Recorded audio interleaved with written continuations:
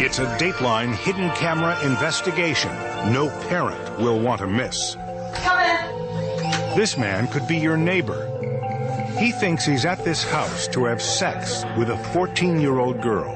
Sit at the counter. I gotta finish getting dressed. He met her just hours ago in an internet chat room, the kind your kids may visit every day. But he wasn't really chatting with a minor. All right, I'm about to be Mandy. These adult volunteers pose online as kids to catch internet predators. Mandy, and how old are you? Mandy is 13. All these men were trolling the internet, looking for kids, having explicit conversations, and then making arrangements to meet. Wants to take me to an available buddy's house, and... But when they arrived for their date, the young teens weren't there. Dateline was. Correspondent for NBC News. Can't put me on Fox TV. Oh, yes, we can.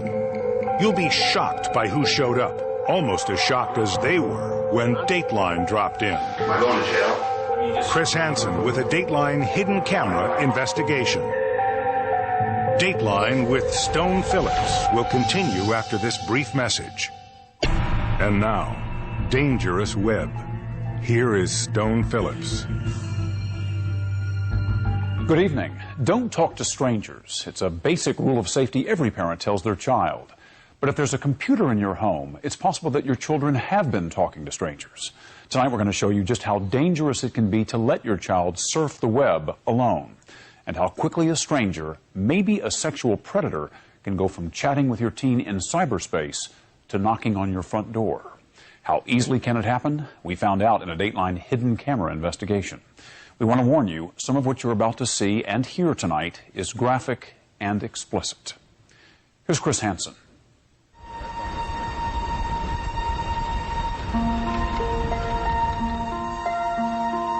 This is a house on an average street in an average town. It could be your town, but there's something very different about this place. The back door's unlocked. A major crime against a child is possibly being committed here. A crime that happens more often than you'd ever imagine. This grown man is here after making a date for sex with a 14-year-old girl he met only hours earlier on the internet. Just come on in. I'm finishing getting ready, okay? Tonight, a Dateline hidden camera investigation exposes a very real threat to your children. Online sexual predators. You'll see firsthand how they find victims and seduce them. And you'll be watching as they take the next step and show up at a home where they think a minor is alone. The problem, as you'll see in our investigation, is epidemic. Just ask a group of middle school kids. Has anyone here been approached by a stranger in a chat room? These kids, ranging in age from 11 to 14, say it happens all the time. It's just disgusting stuff that they send to me just to try to get me into looking at disgusting websites. And many parents aren't as computer savvy as their children, making it tougher to protect kids from internet predators. The combination of their social naivete and our computer naivete is a dangerous combination.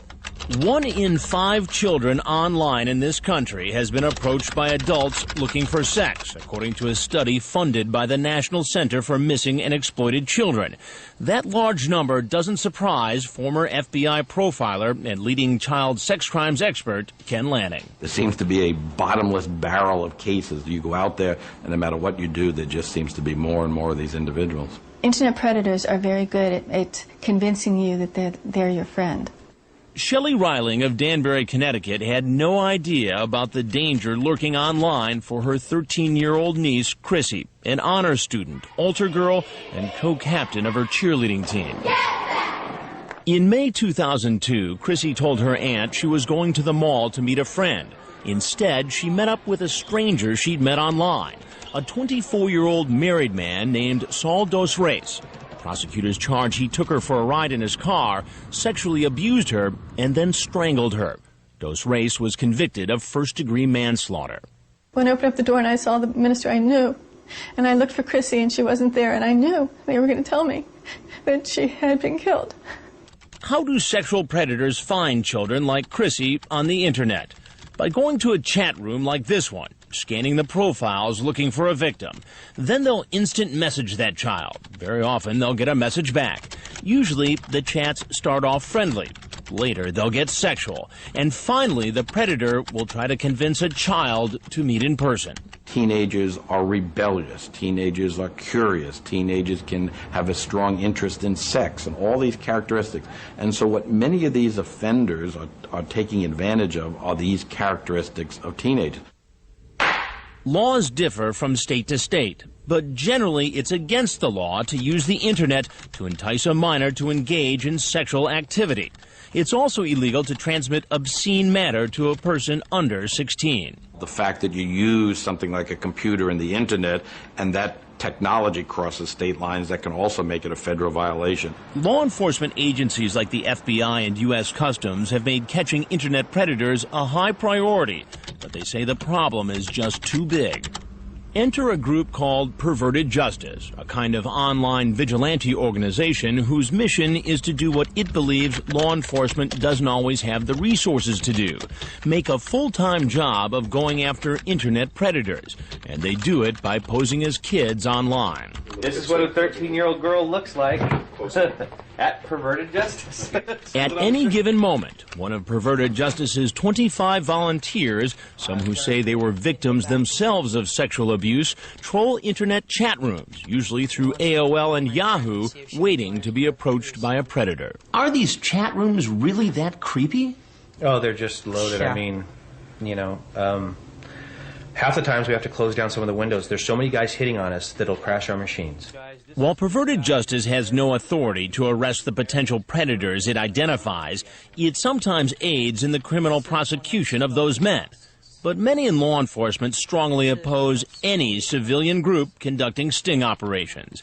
Nevertheless, Perverted Justice exposes these individuals by posting their picture, phone number, and a copy of their sexual chat on its website. As a result, the men's family, neighbors, and employers are often notified by website visitors. Why is this not entrapment? Well, it's not entrapment. First of all, we're not a legal entity. Secondly, we're sitting in a chat room. We're not starting anything. They're having a conversation with us of their own free will. Then, Perverted Justice volunteers will often engage in sexually explicit chats, coming on to a would-be predator to see if he'll take the bait. If you don't trust me, that's cool. It's one thing to chat online. The danger is far greater when it becomes person to person. So how many of these internet stalkers would actually make a date and show up to have sex with a teen? In other words, commit statutory rape. We decided to find out.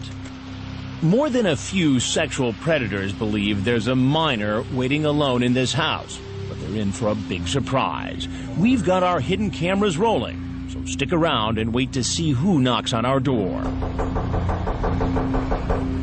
What sort of man shows up for a date with a 14-year-old girl? Just set the couch so I'm finished getting ready, okay? And what will happen when we confront him? Do you have children? Yes, I do. When our Dateline hidden camera investigation, Dangerous Web, continues. We now continue with Dangerous Web.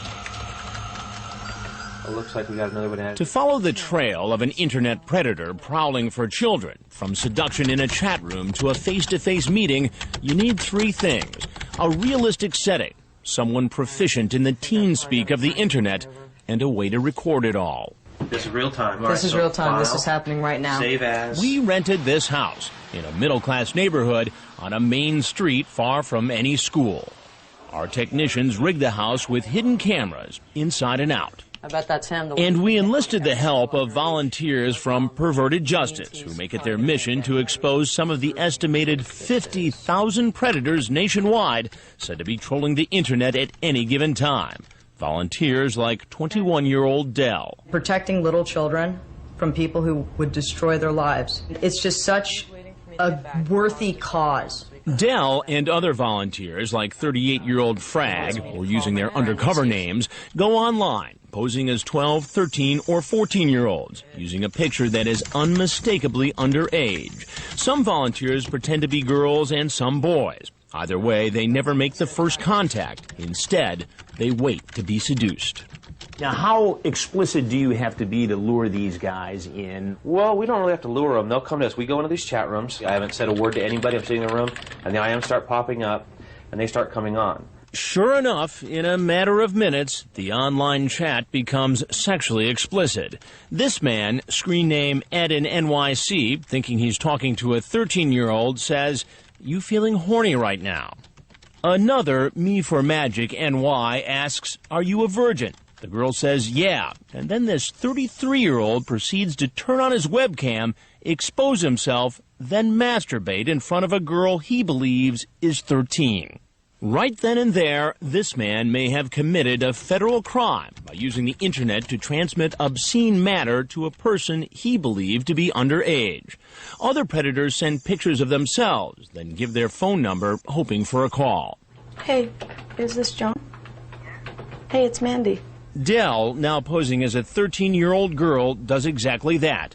She tells the predator her parents aren't home, and that it'd be okay for him to come to her house. I was just making sure you were for real because I wanted to know you really wanted this. There would be dozens of sexually graphic online chats intended for children. Chats so disgusting we can't even begin to show you. There would also be picture exchanges and phone calls. But how many of these men would be willing to make a date and then be bold enough to walk in the door? We didn't have to wait long to find out, and we caught it all on our hidden cameras. Meet 35-year-old Steve, known on the internet as SR8219. He's a married man with children. Just come on in and sit at the counter. I gotta finish getting dressed. Dell, posing as a 14-year-old, invites him in. And even though there really isn't a 14-year-old in the house, this man still may be committing a crime, according to sex crimes expert Ken Lanning. The federal law makes it pretty clear there doesn't have to be an actual child there. And as far as Steve is concerned, there's a real 14-year-old in this house. Just sit at the counter. I'll be right down, okay? As for why he's here, after we read you part of his online chat, it will be pretty clear. You on the pill? No. You wear condoms? If you want me to, but I'm sterile. Okay, then you don't have to wear a condom if you don't want to. But before we have sex, I want you to make me He then assaults the girl with chat about oral and anal sex and even asks a series of deeply personal questions like, when do you get your period? And another offensive question about her personal hygiene. Law enforcement has a name for this kind of guy. A potentially dangerous predator who goes from a chat room to a real-life meeting intent on an encounter with a child. They're called travelers. He starts to communicate online, and then he is going to travel to where the child is, or he's going to try to get the child to travel to where he is, also they can engage in actual sexual activity with the child. But today, Steve won't have a chance for sex with a 14-year-old. Instead, he'll be meeting me. He seems to think I'm a police officer. I haven't told him yet I'm a television reporter, and at this point, he has no idea he's being videotaped. I knew. You knew what? Exactly what was going on. Just take your hands out of your pockets for me. No, you don't have to put them up. No problem. I knew what was going on. I'm not stupid. It's pretty clear that Steve thinks he was caught up in a police sting. He says he was just coming over to check it out. So you were obviously suspicious in the beginning. Of course I am. I'm always suspicious. Always? Do you do this a lot? No, this is the first time I've actually did show up to see what was going on. And you expect me to believe that? Yes, I do. Do you have children? Yes, I do. And how would you feel if one of your children was 13 or 14 years old, that child was home alone, chatting with somebody on the internet who ultimately came over with no parent at home? How would you feel about that as a parent? I'd be pretty pissed off. Right. You'll hear more from Steve later. Right now, there's another man walking down our driveway.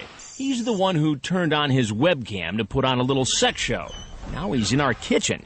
He's 33-year-old Musti, Me for Magic, New York, and he's expecting to hook up with a 13-year-old virgin. Just sit down at the counter for a minute and I'll be down in a second. Just hours earlier, after exposing himself online, he tells the girl he wants oral sex before he takes her virginity. And if that's not disgusting enough, he continues to titillate himself by asking intimate questions, like the size of her breasts, and other questions too disturbing for us to mention. So you talk this way to all your friends on the internet? Yes. About all these sex acts and in this yes, way? And everybody talking like that. And they have a web site over there too. So this is just a game to you? Yes, it's a just game. But is it a game when you send an obscene video? Now, it sounds like you exposed yourself on a webcam. But I'm telling you. Did you or did you not? I have a webcam too, and the other people have a webcam too, and we're playing. You're playing? We see each other and we're playing. Yeah, what game were you playing on the webcam? It's up to you, I don't know. Our undercover operation has only been up and running for 2 hours, and already 2 men who chatted graphically about sex online and then made a date have come into the house looking for a young girl home alone. Watch our hidden cameras. You're about to see a lot more.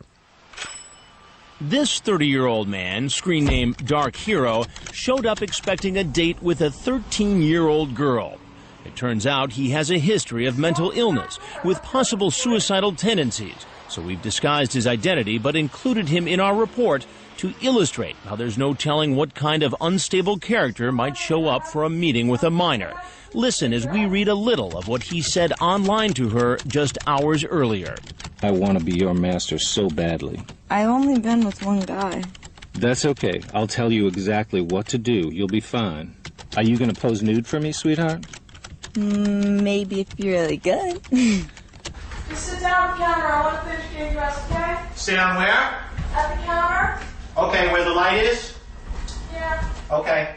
But instead of meeting his fantasy girl, I walk in. You thought it was a good idea to come visit a 13-year-old girl for what reason? Just to hang out. Just a lonely guy, you know? I don't mean anybody any harm. Have you ever done this before? No. You'll hear much more from Dark Hero later. So what kind of man seduces a minor and then shows up in person? Former FBI profiler Lanning says it's a man who can't control himself. Once these fantasies become fueled by the discussions with the child, then in a sense the hook is in. This individual then is committed to this and then is drawn to trying to turn these fantasies that they've spent so much time into a reality. Our little house in the suburbs has become the destination for a parade of potential predators. In the first 8 hours of our investigation, 8 men show up, one after the other, from early afternoon into the evening, none of them realizing their every move is being recorded. Each man made a date on the internet and believes a minor is home alone and open to the idea of sex. Remember this man, screen name Ed in NYC? He's 34-year-old Eddie, and when he shows up at the house, he tries something none of the others did. Before he'll come into the kitchen, he comes up with a scheme to insulate himself from possible criminal charges, and he tries to get the girl to play along. Okay, listen, just say something to me. What do you want me to say? I say, Rachel, you're 19 years old, right? I'm not, though. You know I'm not. I don't know that. I told you I was 14. You saw it. You texted back to me. What are you talking about? No. Not as far as I know. As far as I know, you're 19 years old, right? Rachel, can you read between the lines? When I walk in, Eddie admits he was trying not to incriminate himself. My intentions are not anything, so I just want to protect myself, that's all. But she told you on the internet she was 14. 19, she wrote on the internet. Oh, really? Yeah, that's right. On the internet? Yes. You want to stick with that story? That's what I thought she wrote. You want to see the transcript? I'm sure you have it. The fact that Eddie is so cunning doesn't surprise law enforcement experts. Not only are they not stupid, but they're probably above average intelligent. They can be a wide variety of individuals, but a lot of them are well-educated individuals. We'll get back to Eddie later. There are more men on the way. The second day of our investigation turns out to be just as busy as the first. 8 hours, 8 men. Some come looking not for girls, but for boys. This is 35-year-old Craig, screen name 34 going on 17. He's here to meet a 14-year-old boy. Am I going to jail? You're not going to jail. I know, it was, as you can tell, it wasn't something I really, I was just going to hang out. I really wasn't going to do anything, to be honest with you. We talked, I know I said things on there, but I've never done anything like that, and I was just bored. He sure didn't seem bored earlier online when he tried to coax a teenager into the shower. No, shower with me. I think I got to shower me too, so let's shower together. I know. You know what I said. You don't understand, though. I mean, if you're the parent of a kid... It's completely wrong. I know it is. even just to even talk like that. I know, believe me, I know that this is stupid. So many men start showing up for the dates they made online, a kind of traffic jam develops. This guy heads to the back door, looks inside, sees another man is already there, and decides to make a run for it. But 20-year-old Esteban, known online as Skatey Pie, walks right into the kitchen and waits, although not for long. I asked him about his online chat with who he thought was a young girl. Why don't you tell me exactly what you talked about? About sex. About sex? Yeah. We cut short our interview because while we were talking to Esteban, yet another man is at our door. We asked Esteban to wait in the basement. Come with me for a second. In 2.5 days, 18 men walked down this driveway thinking they were going to meet a 12, 13, or 14-year-old home alone. All of them chatted online, often talking graphically about sex, spoke on the phone with a decoy, sent a photo, and made a date to meet at the house. But almost all the men said they weren't really here to have sex, and most shared yet another explanation. I've never done anything like that. How many times have you done this? Never before in my whole life. Do you do this often? No. How often do you do this sort of thing? No, not very often at all. Have you ever done this before? No.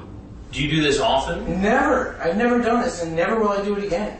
I don't know what even came over me to come do this. But perhaps the most creative excuses came from 23-year-old Mike, known online as MUXACB 2003. He traveled from another state to meet a 14-year-old. At first, Mike says he's at the wrong address. This isn't 554? Yeah, no, this is not 554.